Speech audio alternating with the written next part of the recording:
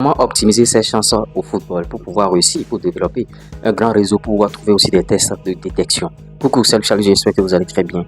Au travers de cette vidéo, je vais répondre à une question d'un internaute qui me l'a demandé en commentaire, cette question que je viens de poser. Comment optimiser ses chances en football afin de développer un grand réseau, afin d'avoir des tests et beaucoup de choses. C'est sûr que cet internaute avait suivi l'une de mes vidéos auparavant où je parlais de l'importance du réseau dans le football, qu'il faille développer un grand réseau. Donc la question sera répondue tout de suite. Vous voyez, donc je vous prie de suivre cette vidéo du début jusqu'à la fin. Là, vous saurez déjà ce qui vous attend et qu'est-ce qu'il faut faire.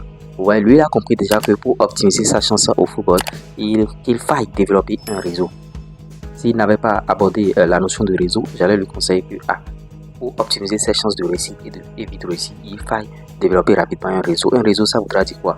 Un réseau, c'est avoir des contacts de certains agents, si possible, contacts de certains entraîneurs ou bien des encadreurs qui t'avaient gardé, et de temps en temps, tu leur envoies de petits messages. C'est pas quand tu auras besoin d'eux que tu vas leur écrire forcément. Il faut leur envoyer de petits messages. Ah, comment vous allez? J'espère que vous allez très bien, coach. Là, il se souviendra que, voilà, il y a tel petit dans tel coin. Et quand il aura une opportunité, il va t'appeler. Mais il ne faudrait pas que ça soit le moment où, tu as besoin de ce gars-là, que tu lui envoies de messages, tu commences par lui dire ça. Il va dire, mais depuis, il ne m'écrit pas, c'est maintenant qu'il a besoin de moi, qu'il est en train de m'écrire. Donc, c'est un peu ça. Voilà une petite stratégie. La deuxième des choses, cet internaute a abordé la notion de ne pas trouver de tests. Parce que dans son milieu, il n'y a pas assez de tests. Dans la vidéo, je suis sûr qu'il a suivi une vidéo, j'avais déjà abordé cette notion où si vous êtes dans un village, il faut vous déplacer.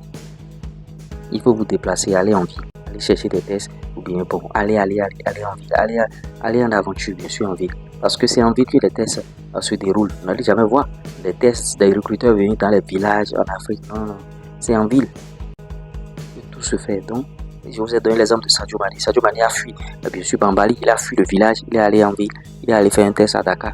Et voilà aujourd'hui là où il en est. Donc voilà, il faut aller, il faut sortir de votre zone de confort.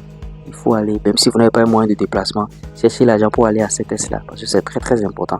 Maintenant, avant d'aller à ces tests-là, si tu as un niveau très bas et tu vas à des tests, ne pense pas que, comme coach Lurès a dit, de sortir et d'aller à des tests, que ça va réussir d'office. Non, il faut avoir un bon niveau.